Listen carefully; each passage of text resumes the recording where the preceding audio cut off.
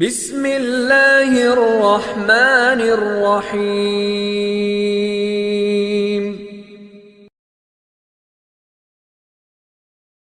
بسم اللہ الرحمن الرحیم۔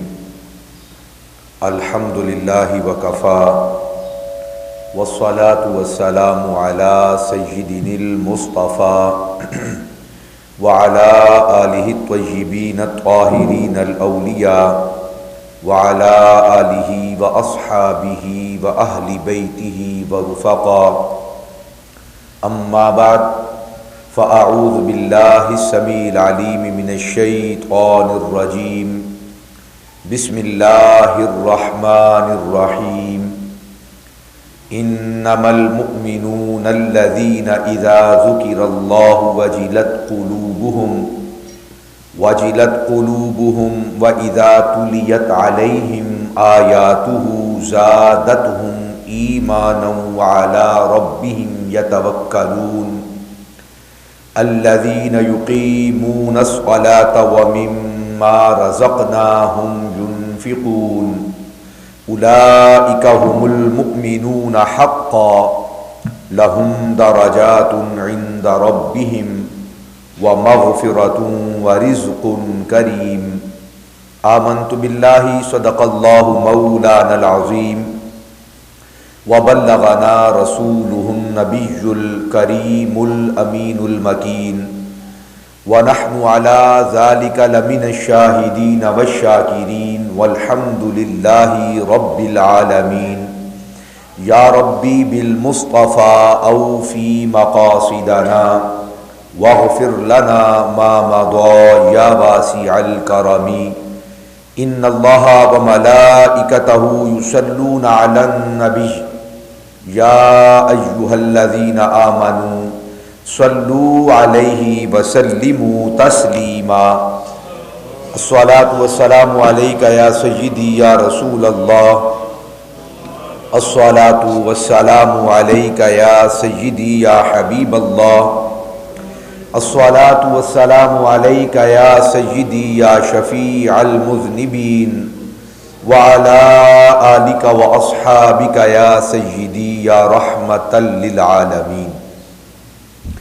اللہ جل وعلا کی بارگاہ صمدیت میں انتہائی عاجزانہ حمد و ثنا کا نذرانہ عقیدت پیش کرنے کے بعد حضور نبی رحمت ختمی مرتبت مصطفیٰ جان رحمت صلی اللہ تعالی علیہ وآلہ وسلم کی بارگاہ عرفہ و عالی شان میں انتہائی عاجزانہ درود و سلام کا نذرانہ پیش کرنے کے بعد انتہائی واجب الاحترام ذوی الاحتشام احباب ذی وقار، بحمدہ تعالی رجب المرجب کا آخری روز اور آخری جمعۃ المبارک ہے۔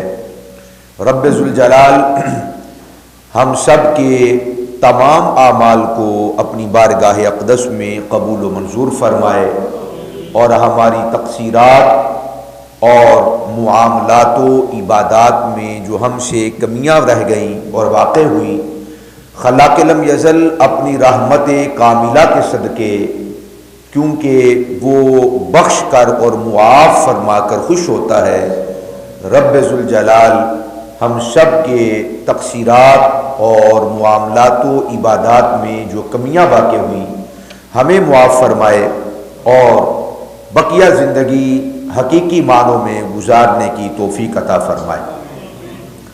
شعبان المعظم اور پھر انشاءاللہ رمضان المبارک کی آمد ہے، اور میں نے آپ احباب کے سامنے قرآن مجید فرقان حمید میں سے 3 آیات طیبات تلاوت کی ہیں۔ آج پہلی آیت مجیدہ پر ہم کوشش کریں گے کہ گفتگو کر سکیں۔ خلاق لم یزل صاحبان ایمان کی علامات اور صاحبان ایمان کی نشانیوں کو بیان فرماتا ہے کہ مومن کون ہوتا ہے۔ اگر کوئی شخص یہ چاہے کہ میں اپنا موازنہ کروں اور اپنی پہچان کروں اور اپنے بارے میں یہ جان سکوں کہ میں آیا کتنا بڑا مومن ہوں، تو اس کی علامات اس کی پہچان کا طریقہ، اور قرآن مجید فرقان حمید کے اندر ہمیں ایک میزان دیا گیا ہے کہ ہر شخص اس میزان پر اپنے آپ کو تول سکتا ہے، ماپ سکتا ہے اور اس کے ذریعے سے جان سکتا ہے۔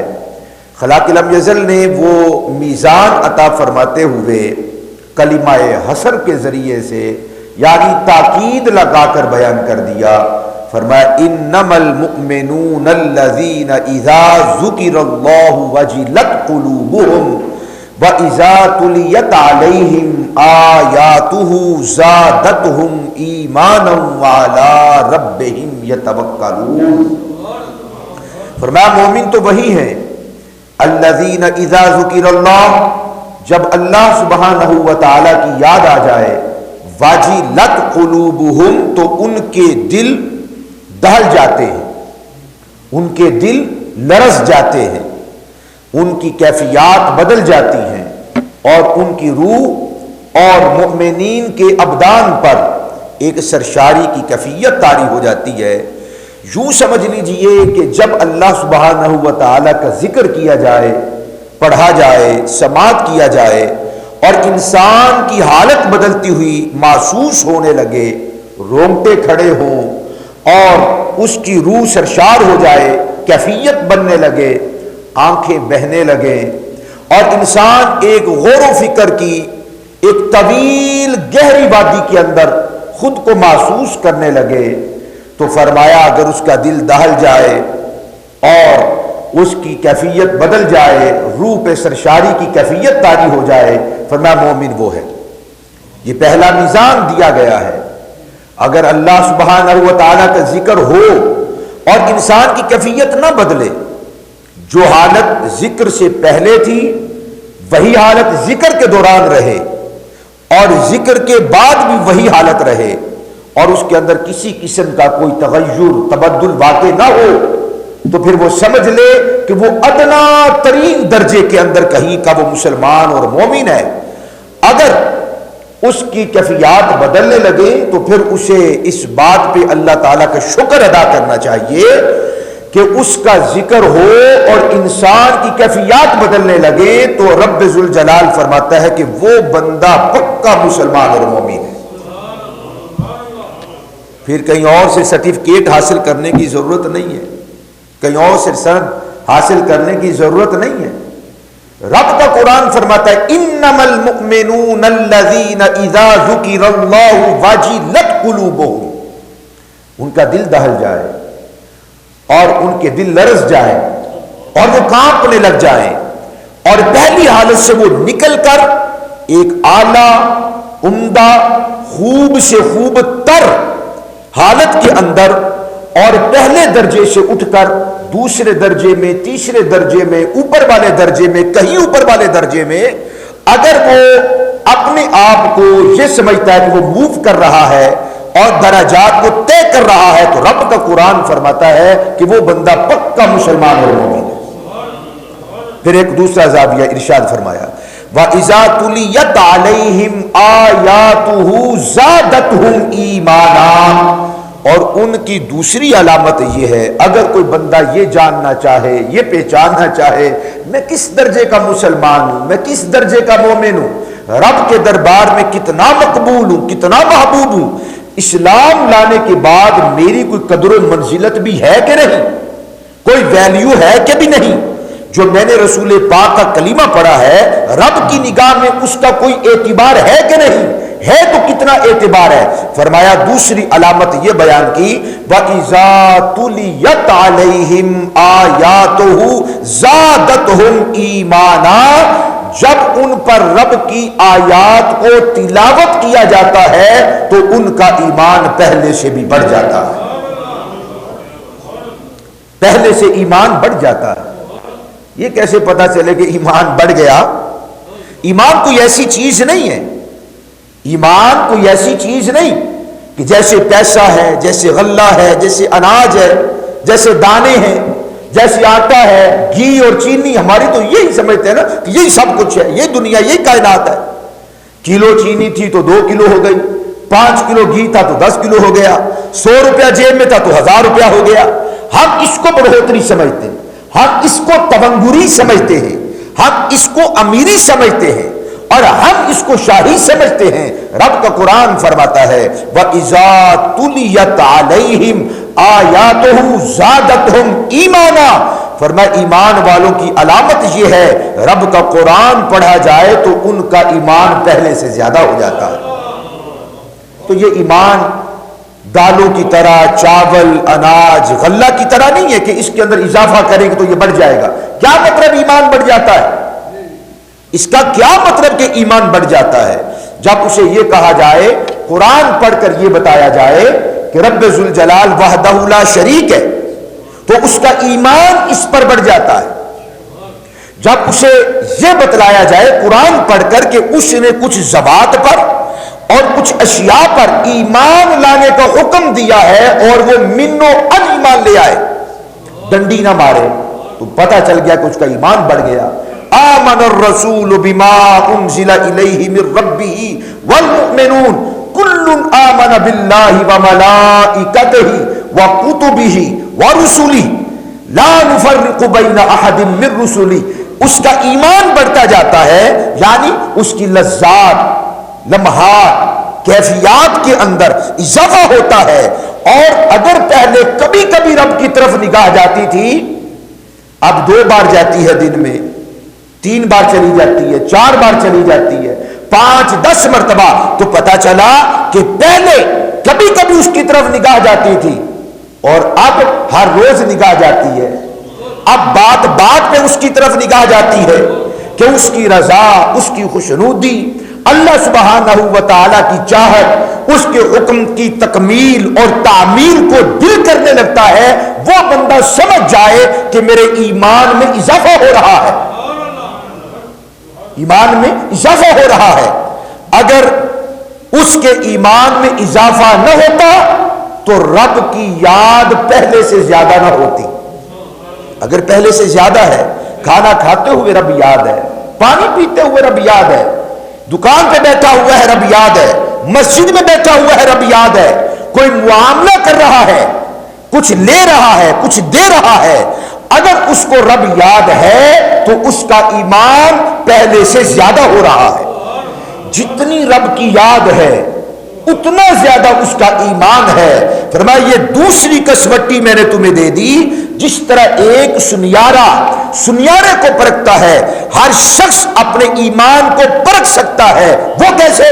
فرمایا رب کی یاد آئے، روح کانپ جائے، بدن پہ راشا طاری ہو جائے اور دل مچلنے لگے، سمجھ جائے کہ وہ پکا مسلمان ہے۔ اگر پہلے سے زیادہ رب کی یاد آنے لگے پھر بھی سمجھ جائے کہ اللہ کا اس پہ کرم ہو رہا ہے، اس کا ایمان زیادہ ہو رہا ہے۔ وَعَلَىٰ رَبِّهِمْ يَتَوَكَّلُونَ، لوگوں کے سہارے۔ اور یہ تیسری علامت اس ایک آیت کے اندر تیسری بات ارشاد فرمائی گئی۔ کون ہے پکا مسلمان اور پکا مومن؟ کون ہے پکا مسلمان اور پکا مومن؟ وہ لوگوں کے سہارے نہ جیے، اوروں سے امید نہ لگا کر بیٹھے، اوروں سے امید لگا کر نہ بیٹھے۔ ایک فقیر کی امید غنی کی طرف، سخی کی طرف، اور ایک دکاندار کی نگاہ اپنے گاہک پہ لگی ہوئی ہے، وہ آئے گا تو میرا نظام چلے گا۔ ہوتا ہے، وہ سمجھتا ہے کہ گاہک آئے گا تو میرے گھر کا چولہا جلے گا۔ اس کیفیت کے اندر، خوف کی کیفیت کے اندر، جب مال کی کمی تھی اس کیفیت کے اندر اسے گاہک تو یاد آیا، اسے گاہک تو یاد آیا، اسے رب نہیں یاد آیا۔ اس نے یہ خیال کر لیا کہ میرے گھر کا نظام اور چولہا چلے گا وہ گاہک کے آنے کی وجہ سے، وہ مجھے مال دے گا، وہ کوئی چیز مجھ سے خریدے گا، پھر میرا نظام چلے گا۔ وہ سمجھ جائے کہ مسلمان تو ہے، ابھی مومن نہیں ہے، اگر مومن ہے تو پکا مومن نہیں ہے۔ وہ دکاندار دکان پہ بیٹھا ہوا ہے اور اس کی نگاہ بندوں کی طرف نہیں ہے، اس کی نگاہ رب العالمین کی طرف ہے۔ ایک مسجد میں بیٹھا ہوا شخص یہ دعا تو کرتا ہے، مالک میری دکان چلا، میری فیکٹری چلا، میرا کارخانہ چلا، لیکن حقیقت یہ ہے کہ اس کی نگاہ ساری اپنے نظام پر لگی ہوئی ہے کہ یہ نظام چلے گا تو میرا نظام چلے گا. اگر اس کی رب کی طرف توجہ ہوتی وہ اس کے احکام کو کبھی بھی پسے پشت نہ ڈالتا. ہر بات کے اندر، ہر قول میں، ہر فعل میں وہ رب ذوالجلال کی ذات کو مقدم رکھتا، اس کی ذات پہ توکل کرتا. ایک فقیر بھی اس کی ذات پہ توکل کرے، گدھا بھی اس کی ذات پہ توکل کرے، سائل اور مانگنے والا بھی اس کی ذات پہ توکل کرے، اور یہ ایمان رکھے، جان رکھے اور یقین رکھے کہ اس نے مجھے پیدا کیا ہے، پالنا بھی اس کی ذمہ داری ہے. میں کہیں پہ پھنس گیا ہوں، کوئی مشکل آ گئی ہے، کوئی مصیبت آ گئی ہے، اس نے جو اسباب پیدا کیے ہیں، اسباب کی طرف جانے سے پہلے یہ اپنا ایمان رکھے یہ کوئی سبب میری مشکل کشائی نہیں کر سکتا جب تک میرا رب نہ چاہے. یہ مشکل کشائی تبھی کرے گا جب میرا رب چاہے گا. توکل کا یہ مطلب نہیں کہ آپ ڈاکٹر کے پاس نہ جائیں، توکل کا یہ مطلب نہیں کہ آپ حکیم کے پاس نہ جائیں اور یہ لو لگا کر بیٹھ جائیں کہ وہ آرام دے گا، یہیں پر دے گا. میں علاج نہیں کرواتا، میں دوائی نہیں کھاتا، میں اپنا معالجہ نہیں کرواتا، معائنہ نہیں کرواتا. کیوں نہیں کرواتے؟ وہ کارساز ہے، احکم الحاکمین ہے، وہ تندرست کرے گا، عافیت دے گا، سلامتی دے گا.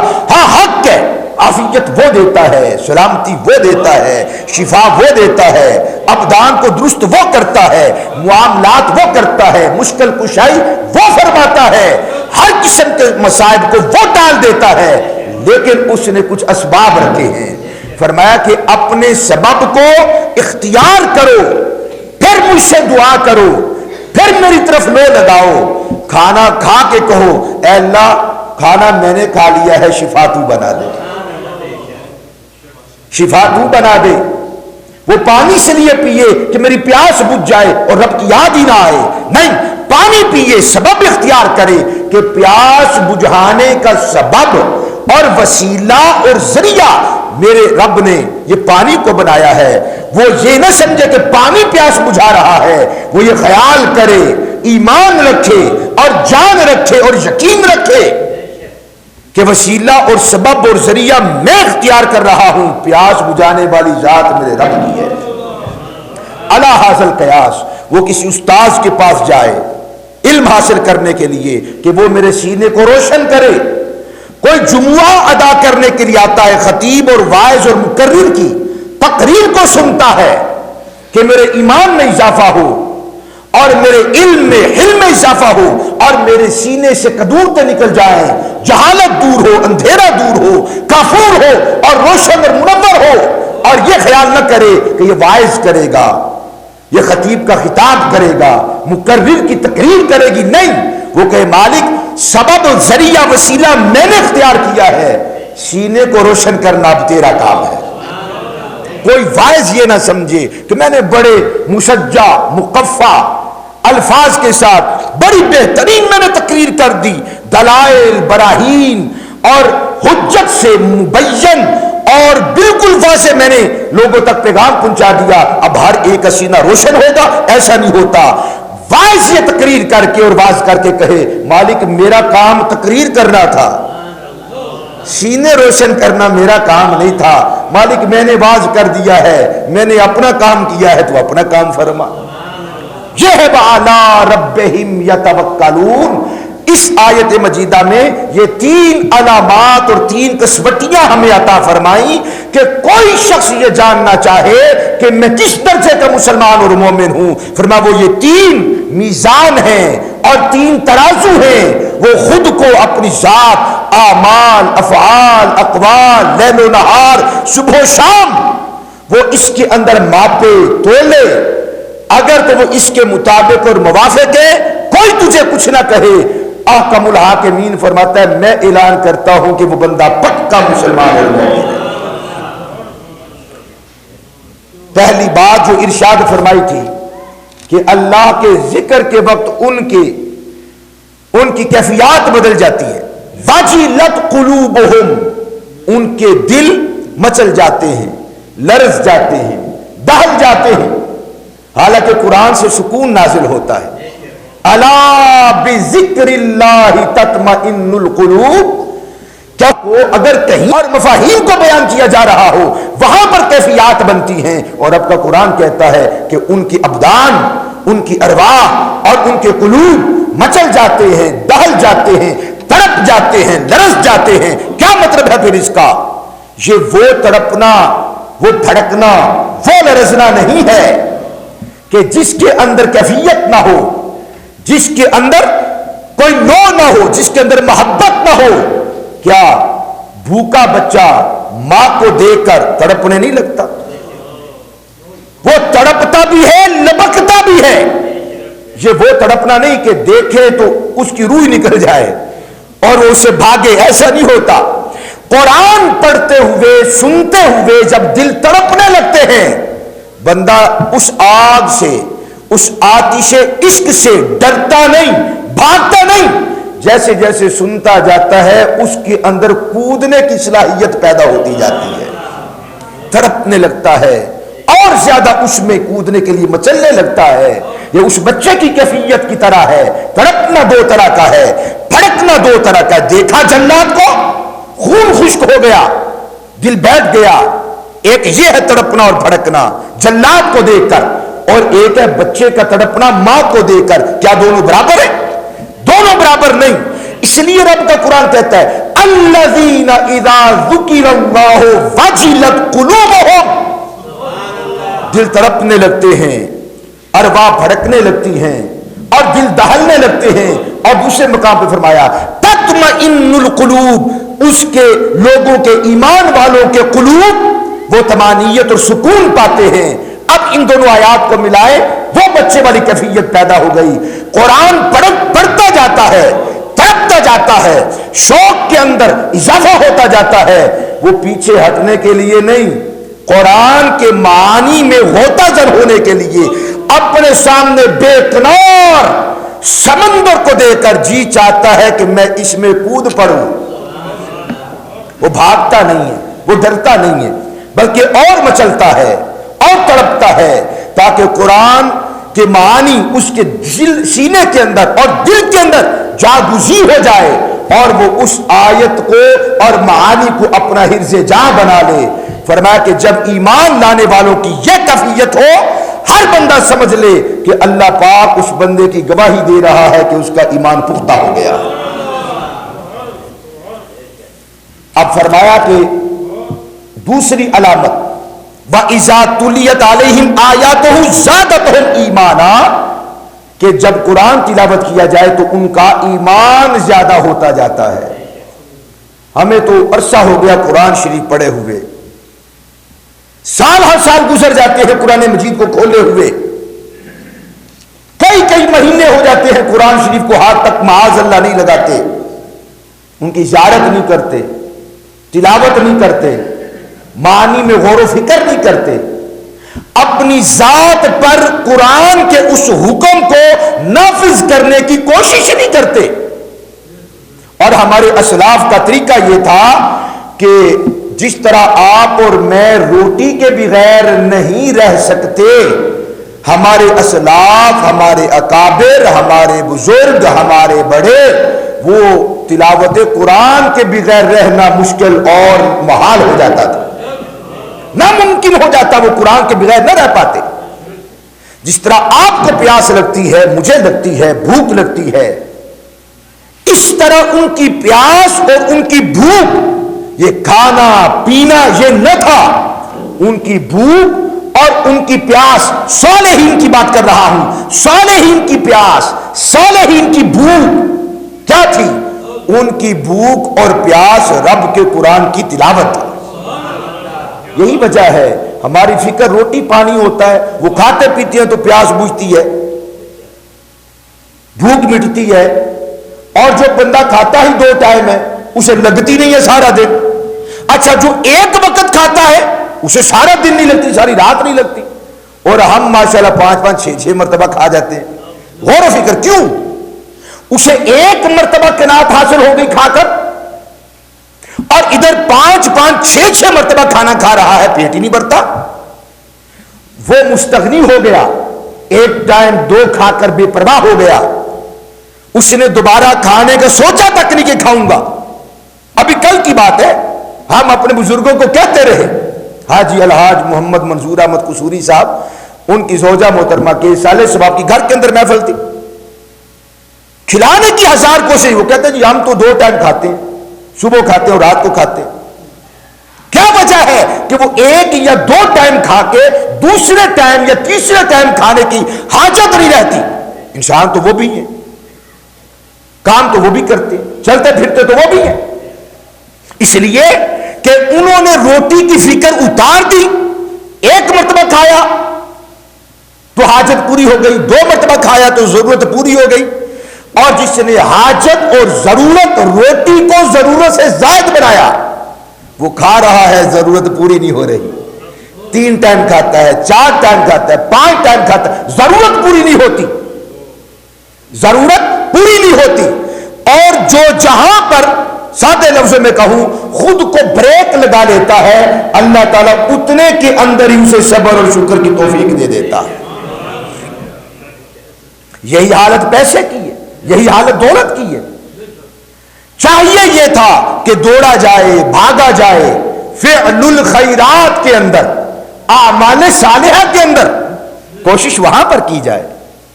ہمارے اسلاف کا طریقہ کیا تھا؟ سیدنا حضرت امام اسود رضی اللہ تعالی عنہ، رمضان المبارک کی آمد ہے، رمضان کے علاوہ 11 مہینوں کے اندر معمول یہ تھا سیدنا حضرت امام اسود کا، کیا کہ وہ 6 دنوں کے اندر، ہفتے کے 7 دنوں میں سے 6 دنوں کے اندر وہ رب ذوالجلال کے قرآن مجید الحمد سے لے کے والناس تک سارے قرآن کی تلاوت فرما لیا کرتے تھے.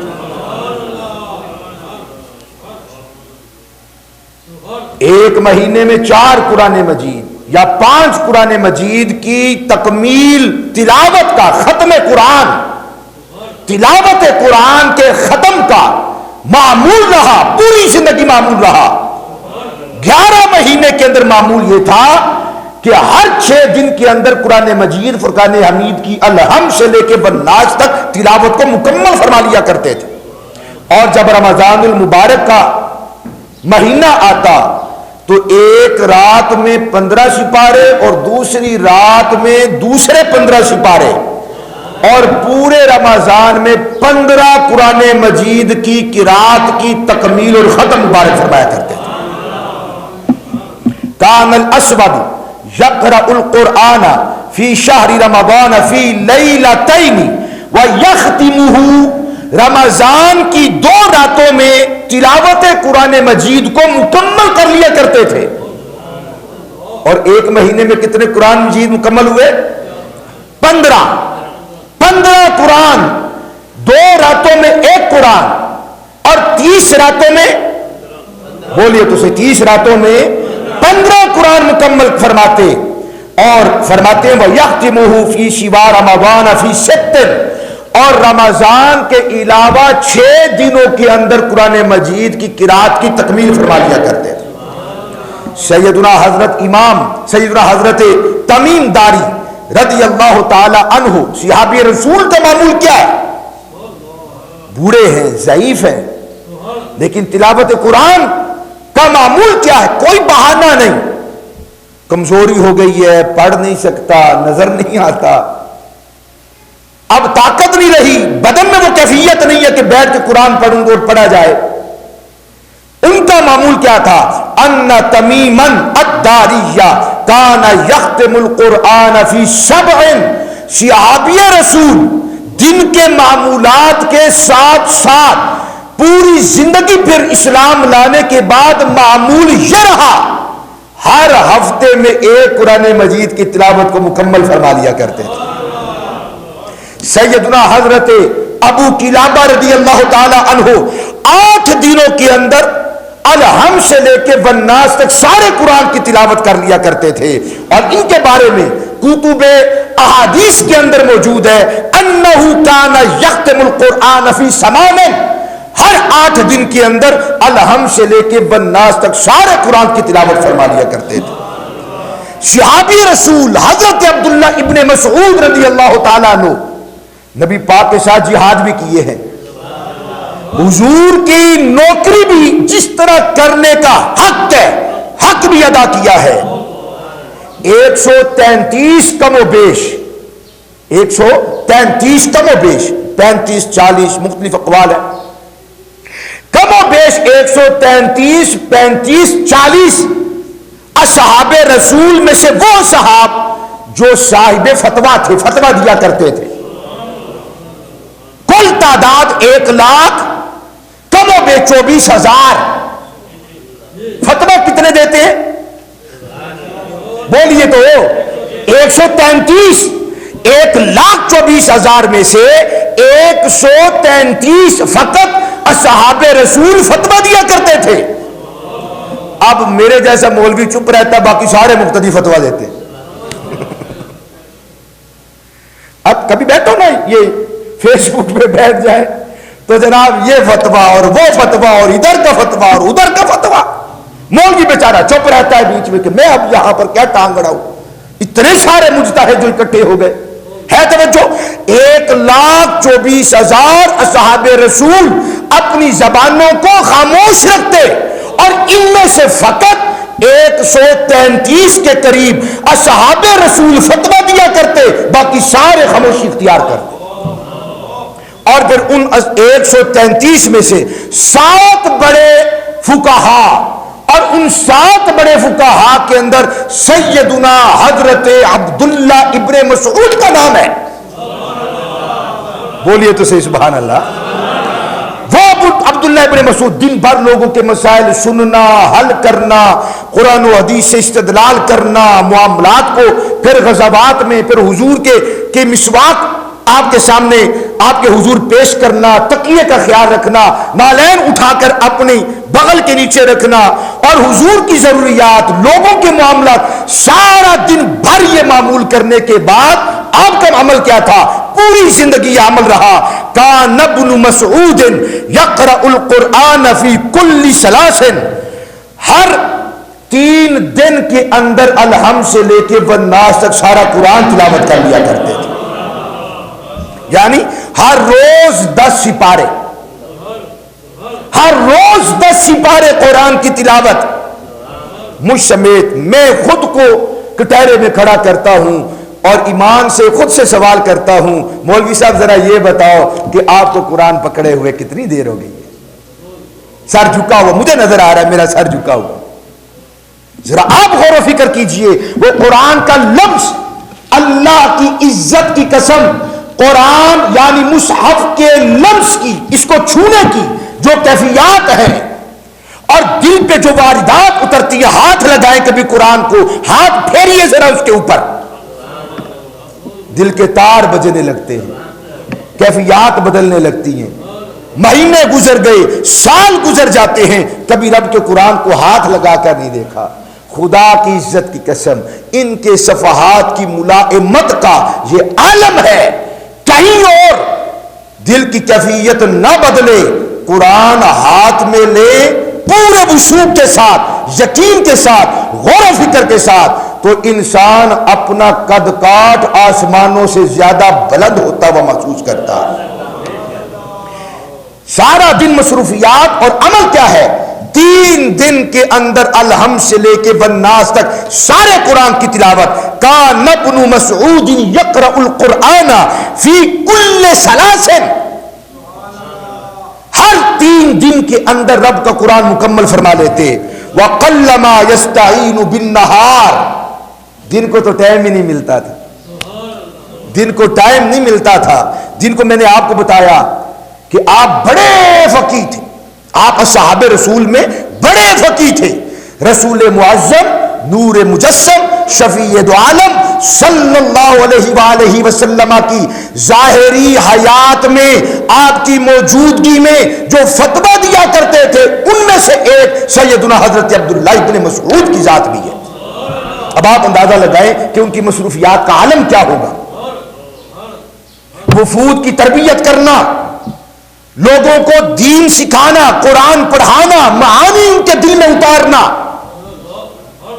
حضور کی بارگاہ کے آداب سکھانا، آداب مسلمانی، آداب انسانیت سکھانا، پڑھانا اور دل میں نقش کرنا، اتار دینا عبداللہ ابن مسعود کے معمولات کے اندر تھا۔ کہتے ہیں کہ وَقَلَّمَا يَسْتَعِينُ بِالنَّهَارِ، بہت کم دن کے اندر ان کو تلاوت قرآن کی فرصت ملتی، دن بھر قرآن سمجھاتے رہتے تھے، پھر رات کو مصحف اپنے ہاتھ میں لے کے قرآن کی تلاوت بھی فرمایا کرتے تھے۔ یہ خیال نہیں کرتے تھے مولوی میرے طرح مولویوں کی طرح، او جی ہم نے قرآن بڑا سمجھا دیا، اب سارا دن تو پڑھایا، قرآن ہی تو پڑھایا، اب پھر قرآن لے کر بیٹھ جائے۔ 3 دن کے اندر زندگی کا معمول رہا، 3 دن کے اندر وہ اللہ کے قرآن کی قراءت کی تکمیل فرمایا کرتے اور ختم قرآن فرمایا کرتے تھے۔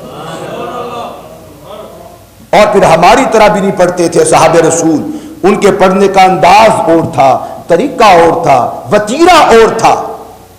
وہ قرآن مجید کی اگلی آیت کی تلاوت نہیں کرتے تھے جب تک کہ پچھلی آیت کے معانی ان کے دل کے اندر اتر نہ جاتے اور نقش نہ ہو جاتے۔ ہر جز پہ، ہر آیت پہ، ہر لفظ پہ، ہر حرف پہ، زبروں پہ، زیروں پہ، مدوں پہ، شدوں پہ اگرچہ لگی نہیں تھی، ہے تو تھی نا،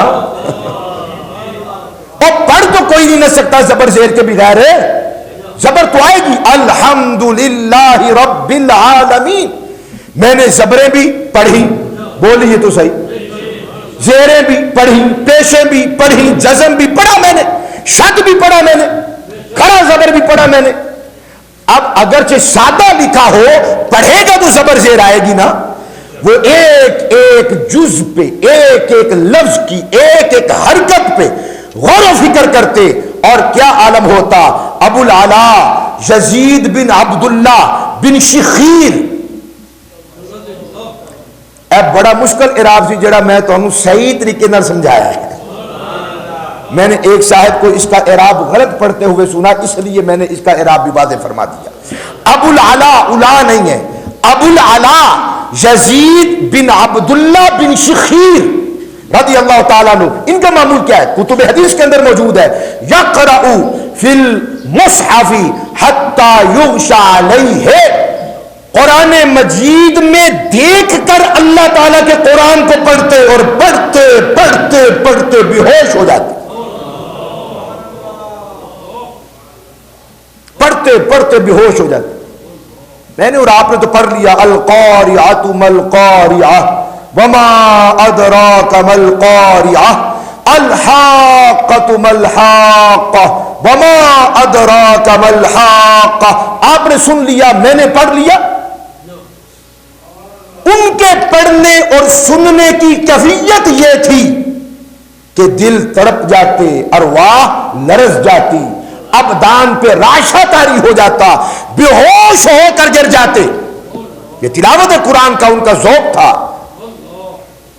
حافظ قرآن ہونے کے باوجود، حافظ قرآن ہونے کے باوجود، عالم قرآن ہونے کے باوجود، عارف قرآن ہونے کے باوجود وہ مصحف کو اپنے ہاتھ میں لیتے۔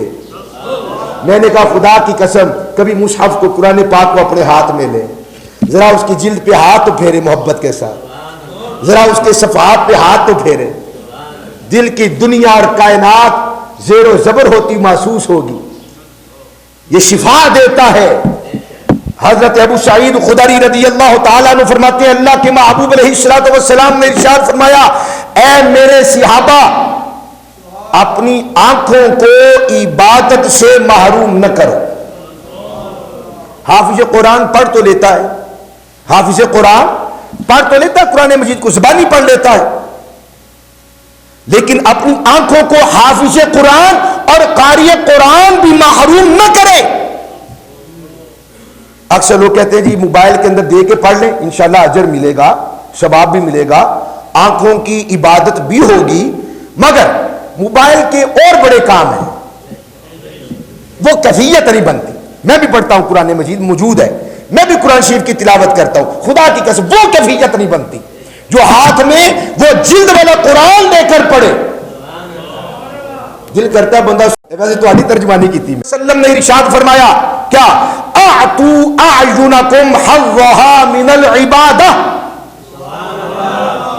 فرمایا اپنی آنکھوں کو محروم نہ کرو عبادت میں سے، آنکھوں کا جو حصہ ہے وہ آنکھوں کو بھی عطا کرو کہ تمہاری آنکھیں بھی عبادت کریں، اپنی آنکھوں کو محروم نہ کرو عبادت سے، آنکھوں کا بھی حصہ ہے عبادت میں سے۔ فرمایا کہ آتوا اعینکم حظھا من العبادہ، عبادت میں سے آنکھوں کا جو حصہ ہے اپنی آنکھوں کو عطا کرو، ان کو دو، محروم نہ کرو۔ قیل یا رسول اللہ صلی اللہ علیہ وسلم وما حظھا من العبادہ، یا رسول اللہ صلی اللہ علیہ وسلم عبادت میں سے آنکھوں کا کیا حصہ ہے؟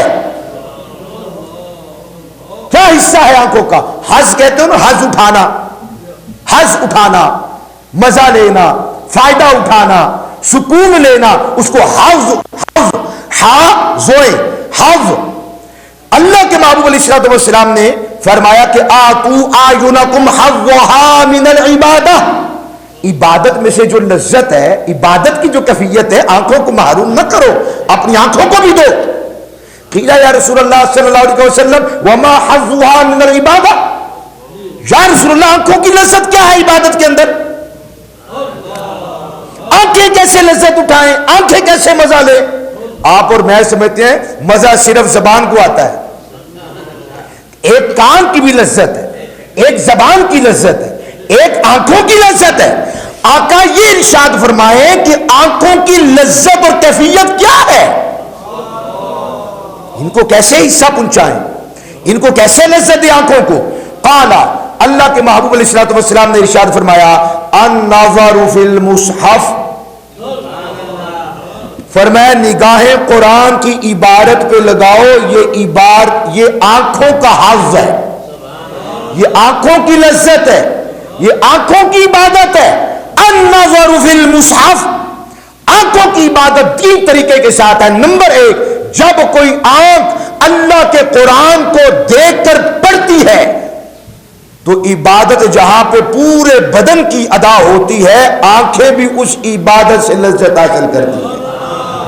وَالتَّفَكُّرُ فِيهِ، اور آنکھوں کی لذت یہ ہے، آنکھوں کی عبادت یہ ہے کہ آنکھیں کھلی ہوں یا آنکھیں بند ہوں، وہ غور و فکر میں غوطہ زن ہو جائے، وہ غور و فکر میں غوطہ زن ہو جائے۔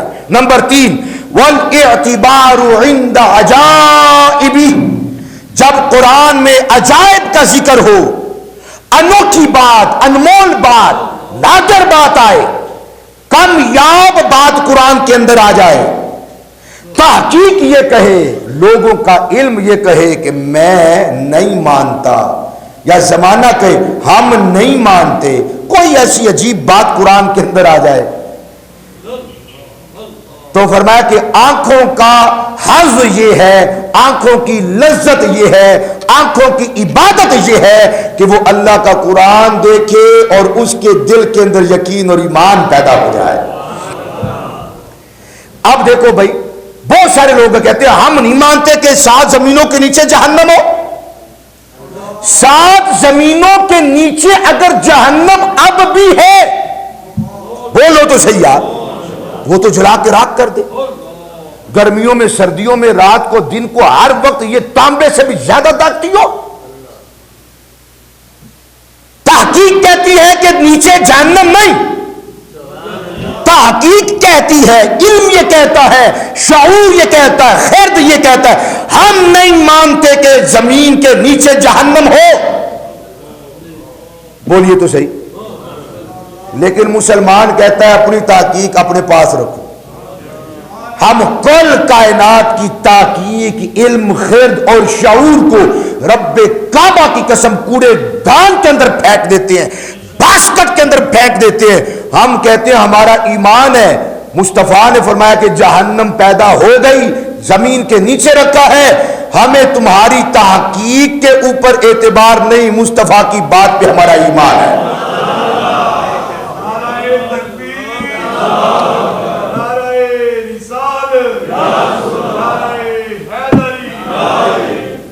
فرمایا وَالْإِعْتِبَارُ عِنْدَ عَجَائِبِهِ، فرمایا کہ قرآن کے عجائب پر ایمان لے آئے، اعتبار کرے، دنیا ساری کہے ہم نہیں مانتے، قاری قرآن کہے، قرآن کا پڑھنے والا کہے تو نہیں مانتا تو نہ مان، ہم مانتے ہیں، میرے رب نے فرمایا۔ فرمایا جو یہ تین چیزیں کر لے آنکھوں کی بھی عبادت ہو جاتی ہے۔ اور یہ اسلاف کا طریقہ تھا، کسی ایک آدھ بندے کا نہیں، اسلاف کا طریقہ تھا۔ وہ ہاتھ میں قرآن لے کر جس دور میں جس کیفیت کا مصحف ہوتا تھا اس کا کام بس ایک ہوتا تھا، وہاں قرآن لکھا ہوتا تھا بس۔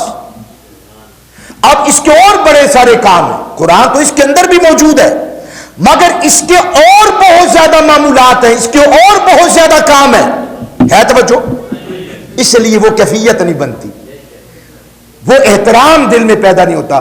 آپ کسی سادے کاغذ پہ بسم اللہ لکھ دیجئے، میں نے اللہ کی قسم دیکھا ہے اپنے بزرگوں کو وہ سینکڑوں مرتبہ چوم کے رکھتے ہیں، اینو بندہ ہے پتہ نہیں جتنے مرضی چھوڑ دے، اینو کدی نہیں کسے چومیا۔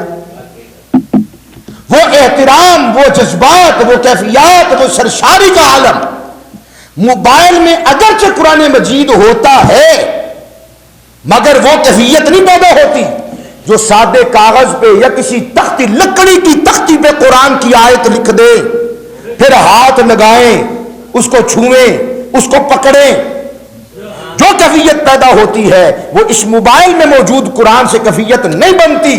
اور یہی ہمارے اسلاف کا طریقہ ہے، قرآن جہاں پر لکھا ہوتا تھا اپنی آنکھوں سے دیکھ کر پڑھا کرتے تھے۔ کان خلق الاولین النظر فی المصاحف، ہمارے اسلاف، ہمارے بزرگ، ہمارے بڑے، ہمارے اکابر وہ قرآن مجید کو جہاں پر لکھا ہوتا تھا وہاں پہ اپنی آنکھوں سے دیکھ کر اس کو پڑھا کرتے تھے اور ان کا ایمان زیادہ ہو جایا کرتا تھا۔ حضرت عائشہ صدیقہ طیبہ طاہرہ خود حافظہ ہیں، عالمہ ہیں، محدثہ ہیں، عارفہ ہیں۔ کون سی قرآن کی آیت معنی آپ کی ذات پر پوشیدہ ہے جو ان کی فقاہت، حدیث پاک میں جو گہرائی اور قرآن کے معانی اور اسرار و رموز میں سیدہ طیبہ طاہرہ حضرت عائشہ صدیقہ سلام اللہ تعالی علیہا کو ہے۔ آپ اور میں قاری صاحب کے پاس بیٹھ کے پڑھتے ہیں، سیدہ عائشہ نے مصطفیٰ جان رحمت کے پاس بیٹھ کے پڑھا، حضور نے پڑھایا ہے، دیدار بھی کروایا ہے۔ حضرت شمیسہ رضی اللہ تعالی عنہا وہ بیان کرتی ہیں، یہ آپ کی خادمہ تھی، شاگردہ تھی آپ کی، وہ کہتی ہیں عن عائشہ انہا کانت تقرأ فی المصحف، سیدہ طیبہ طاہرہ حضرت عائشہ حافظہ، عالمہ، عارفہ قرآن ہونے کے باوجود قرآن مجید کو، مصحف کو اپنے ہاتھ میں لے کر اپنی آنکھوں اوپر گاڑ کر قرآن مجید کی پھر تلاوت کیا کرتی تھی کہ آنکھیں محروم نہ رہیں۔ فَإِذَا مَرَّتْ بِالسَّجْدَةِ، اور جب وہ کسی آیت سجدہ سے گزرتی تو آج کل کے حافظوں کی طرح وہ آیت چھوڑ نہیں دیتی تھی، تو ایک آیت یہ نا سجدہ کرنا پہنا ہے آج چھاڑ دیو، اب وہ پڑھ لو، ایسا مت کرو۔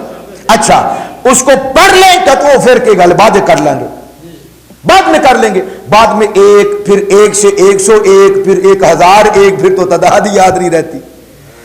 کتنے آیات سجدہ کی وجہ سے، تلاوت کی وجہ سے ہماری ذات پر وہ سجود کرنا واجب ہو چکا، ہمیں تعداد یاد نہیں رہتی۔ بہترین طریقہ کیا ہے، اسلاف کا طریقہ کیا ہے؟ فَإِذَا مَرَّتْ بِالسَّجْدَةِ قَوْمَتْ، جب آیت سجدہ تلاوت کرتی فَسَجَدَتْ، قرآن بند کر دیتی، پہلے اللہ کے دربار میں سجدہ کیا کرتی تھی، وہ بعد میں نہیں چھوڑتی تھی بعد اکٹھے کر لیں گے، نہیں، اسی وقت کرتی۔ مذہب اس کے اندر ہے، آیت سجدہ آئے آپ تلاوت قرآن کو، مصحف کو بند کریں اور اللہ کے دربار میں سجدہ ریز ہو جائے، سجدہ کرنے کے بعد پھر قرآن کھول لیں، اس کے اپنا ایک لذت اور کیفیت ہے۔ زید بن ثابت رضی اللہ تعالی عنہ صحابی رسول، قرآن پاک کو جمع کرنے والے، آپ کا ذکر جامع کے اندر ہوتا ہے جنہوں نے قرآن پاک کو اکٹھا کیا اور محنت کی۔ وہ کیا کہتے ہیں زید بن ثابت، ان کا معمول کیا تھا؟ کہتے ہیں لِأَنْ أَقْرَأَ الْقُرْآنَ فِي شَهْرٍ أَحَبُّ إِلَيَّ مِنْ أَنْ أَقْرَأَهُ فِي 15۔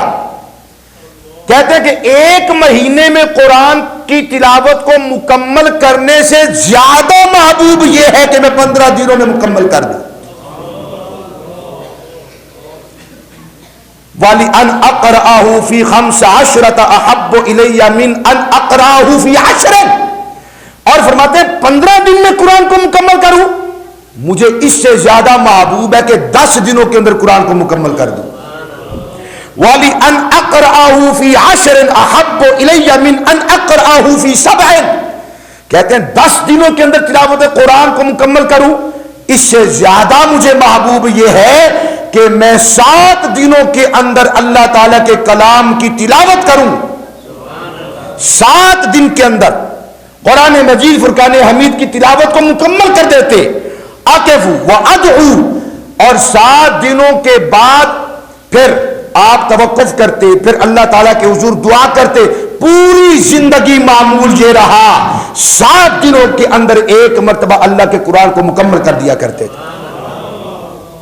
آئیے میں اب آپ کو اس کا آسان، جو پڑھنا چاہتا، جو نہیں پڑھنا چاہتا، وہ غفلت میں پڑا ہوا، تو یہ نبوی طریقہ اور حضور کا عطا کردہ نسخہ اس کے لیے تو نہیں ہے جس نے پڑھنا ہی نہیں، کس کے لیے ہے؟ جس نے شعبان شروع ہو رہا ہے، شعبان شروع ہو رہا ہے، حضور کا مہینہ شروع ہو رہا ہے، حضور کا محبوب مہینہ، پسندیدہ مہینہ، اور ایک نیا مقدر کا سورج اور خورشید لے کر طلوع ہو رہا ہے شعبان، پھر ماشاء اللہ اس کے بعد رمضان۔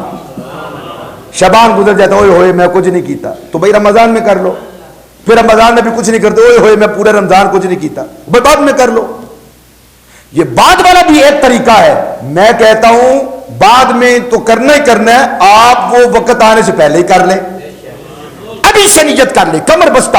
رجب کا چاند نظر آتا، اللہ کے محبوب صلی اللہ علیہ وسلم باقاعدہ اپنے اصحاب کے سامنے دعا کرتے، اے اللہ تو نے رجب کا چاند دیکھ رہا نصیب فرما، شعبان کا بھی دیکھ رہا نصیب فرما، پھر ہمیں رمضان تک پہنچا دے۔ اصحاب رسول کہتے ہیں رجب کا چاند نظر آتے ہی سرکار دو عالم کمر بستہ ہو جاتے۔ رجب کا مہینہ گزر گیا، کسی نے اس پہ کان دھرا، کوئی غافل میری طرح رہا، شعبان کو ایسے مت گزارے۔ اس لیے میں نے شعبان المعظم کے ابتدا کے اندر ہی یہ مضمون رکھا کہ رب کا قرآن تلاوت کرے، یہ اسلاف کا بھی طریقہ ہے، مصطفیٰ کا طریقہ ہے، رب ذوالجلال کو اس طریقے سے کوئی اور طریقہ زیادہ محبوب اور پسندیدہ بھی نہیں ہے۔ کریم آقا علیہ السلام کا طریقہ دیکھیے۔ اوس بن حذیفہ کہتے ہیں کہ ہم قبیلہ بنو مالک، قبیلہ بنو ثقیف کا وفد حضور کے دربار میں پہنچا، آ رہا تھا، تو ہم بھی ان کے ساتھ شامل ہو گئے۔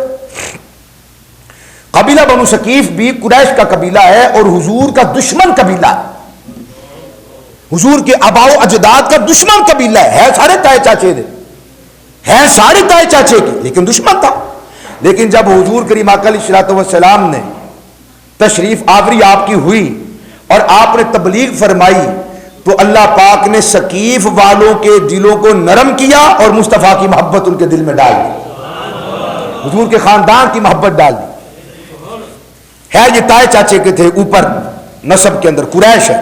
کہتے ہم قبیلہ بنو مالک، قبیلہ بنو ثقیف کے ساتھ مل کر ان کے ساتھ حضور کے دربار میں پہنچے، تو اللہ کے محبوب علیہ السلام نے کرم فرمایا کہ ثقیف والوں کو، قریش کے جو حلیف تھے، ان کو سیدنا حضرت مغیرہ بن شعبہ رضی اللہ تعالی عنہ کا مہمان بنا دیا، اور قبیلہ بنو مالک والوں کو اللہ کے محبوب علیہ السلام نے اپنا مہمان بنا لیا۔ کتنے خوش نصیب تھے۔ اللہ اکبر۔ اللہ پاک کرے کہ ان ساعتوں اور ان لمحات کے وسیلے سے اللہ پاک آپ کو اور مجھے یہ سعادت دیں کہ ہم مہمان بنیں اور مصطفیٰ میزبان بنیں، یا یوں کہہ لیں کہ ہم کیا میزبانی کریں گے، بس حضور ہمارے گھر تشریف لے آئیں، اور اس دل کو یہ جو اجڑا ہوا ہے، یہ جو بکھرا ہوا ہے، یہ جو اٹا ہوا ہے گناہوں سے، یہ جو ظلمت کے ساتھ تاریک ہے، جس کے اندر کوئی چاشنی اور لذت کو کیفیت نہیں ہے. اللہ کرے کہ حضور تبسم فرمائیں, دندان مبارک سے نور مبارک نکلے اور ہمارے من کی کٹیا کو ہمیشہ کے لیے روشن اور منور کر دے. اے اللہ جنہوں نے آمین کہا ان کا دل روشن فرما, جو بیچارے تھکے نہیں کہہ سکے ان کا بھی دل روشن فرما. تو کہتے ہیں کہ حضور نے ہمیں اپنا مہمان بنا لیا. قبیلہ بنو مالک والوں کو ہر روز عشاء کے بعد اللہ کے محبوب ہمارے پاس تشریف لاتے ہیں, ہر روز تشریف لاتے ہیں. اور حضور پھر مکے کے حالات بیان کرتے ہیں, کتنی مشکل کے ساتھ ہم نے وقت گزارا ہے. پھر مدینہ شریف کی جو صورتحال ہے اس کے بارے میں حضور بات کرتے, غزوات کی بات کرتے, جہاد کی بات کرتے, بعض نصیحت کرتے, ان کو سمجھاتے. حتیٰ کہ ایک شب اللہ کے محبوب علیہ الصلوۃ والسلام اپنے وقت مقررہ کے بعد حضور تشریف لے کر آئے, تاخیر ہو گئی اور غلاموں کے دل بیٹھ گئے کہ اللہ کے محبوب اس وقت تشریف لاتے تھے, آج نہیں آئے. اللہ نہ کرے کہ حضور آج تشریف نہ لائیں اور ہمیں حضور کا دیدار نہ ہو. وہ تڑپنے لگے, بے چین ہو گئے. حتیٰ کہ حضور کچھ تاخیر کے ساتھ وہاں پہ تشریف لے کر آئے. غلاموں نے دیکھا تو جان میں جان آ گئی, سانس بحال ہو گئی. تو حضرت اوس بن حذافہ کہتے ہیں میں آگے ہوا, میں نے عرض کیا فقلت یا رسول اللہ اب تقطع علینا اللیلۃ, یا رسول اللہ آج آپ ہمارے پاس تاخیر کے ساتھ تشریف لائے, خیریت تھی؟ قال رسول اللہ انہ قرأ علی حزبی من القرآن, فرمایا میرے غلاموں میں نے قرآن کی کچھ منزلیں بنائی ہیں. کہیے تو صحیح زبان میں, میں نے قرآن کی کچھ منزلیں بنائی ہیں, میں نے قرآن کے کچھ حصے بنائے ہیں تلاوت کرنے کے لیے. فَقَرِيتُ أَنْ أَخْرُجَ حَتَّى أُتِمَّهُ, مجھے آج یہ بات پسند نہیں آئی, گوارا نہیں ہوا کہ میں آج کی وہ جو منزل ہے, وہ جو میں نے مختص کیا ہے, وہ جو میں نے حصہ بنایا ہے, وہ جو میں نے منزل قرار دی ہے, وہ جو میں ایک دن کے اندر قرآن کی تلاوت کرتا ہوں, مجھے اچھا نہیں لگا کہ میں اس کی تلاوت نہ کروں اور وہ قضا کر دوں اور وہ چھوڑ دوں. میرے غلاموں تاخیر اس وجہ سے ہوئی ہے کہ میں اس حصے کی تلاوت کر رہا تھا, پھر میں نے اس حصے کو مکمل کیا, پھر تمہارے پاس آیا. قال اوس, حضرت اوس بن حذیفہ کہتے ہیں کہ فسألت اصحاب رسول اللہ کیف تحسبون القرآن, کہتے ہیں ہم نے صحابہ رسول سے پوچھا رسول پاک صلی اللہ علیہ وسلم نے یہ جو قرآن کا حصہ بنایا ہے, منزلیں بنائی ہیں, کیا طریقہ کار ہے, ہر روز حضور کتنا حصہ پڑھتے ہیں؟ قالوا, انہوں نے کہا ثلاث و خمس و سبع و تسع و 11 و 13 و حزب المفصل. ایک بڑی ساری کیا چھٹو ٹائم ہو گیا ہے. اصحاب نے بتایا کہ نبی پاک صلی اللہ علیہ وسلم پہلے دن 3 سورتیں, اگلے دن پھر 5 سورتیں, پھر اگلے دن 7 سورتیں, پھر اگلے دن 9 سورتیں, پھر اگلے دن 11 سورتیں تلاوت کرتے ہیں. پھر جو آخری صورتیں بچتی ہیں یعنی سورہ قاف سے لے کر والناس تک حضور 7ویں دن پھر وہ پڑھتے ہیں. پہلے دن الحم سے لے کر کون کون سی صورتیں ہیں؟ پہلے دن کہ الحم سے لے کے سورہ عمران تک, آل عمران تک. پھر دوسرے دن سورہ مائدہ سے لے کے توبہ تک.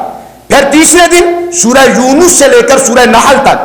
اور پھر چوتھے دن سورہ اسراء بنی اسرائیل 15ویں سپارے سے لے کے فرقان تک. 4 دن چنی ہو گیا جی. اور پھر 5ویں دن سورہ شعراء سے لے کر سورہ یاسین تک. اور 6ٹھے دن سورہ صافات سے لے کے حجرات تک. اور 7ویں دن سورہ قاف سے لے کے والناس تک. نمبر 1, منزل نمبر 2, منزل نمبر 3 وہ اسی طریقے پر ہے. 3 صورتوں کے بعد پھر اگلی 5 صورتوں کے بعد پھر اگلی 7 صورتوں کے بعد پھر اگلی 9 صورتوں کے بعد پھر اگلی 11 صورتوں کے بعد پھر سورہ قاف سے لے کے والناس تک. جو قرآن تلاوت کرنا چاہیں وہ یقین دہانی کے لیے وہ نیچے منزلیں لکھی ہوئی ہیں تاکہ کسی کو بھولیکھا نہ لگ جائے, وہ ہر روز ایک منزل پڑھ لے. 7 دنوں میں قرآن مجید کی قرات مکمل ہو جاتی ہے. اللہ تعالی ہمیں یہی لذات, کیفیات اور یہ سرشاری نہ صرف شعبان المعظم اور رمضان میں بلکہ پوری زندگی ہمیں یہ عمل عطا فرما دے. اللہ پاک زیادہ سے زیادہ, چلو یار اور کچھ نہیں ہو سکتا, کم از کم ایک آیت اپنی زندگی کے ہر روز و شب کے اندر لازم فرض کر لے کہ رب کا قرآن دے کر میں نے کم از کم ایک آیت ضرور پڑھنی. اللہ تعالیٰ عمل کی توفیق.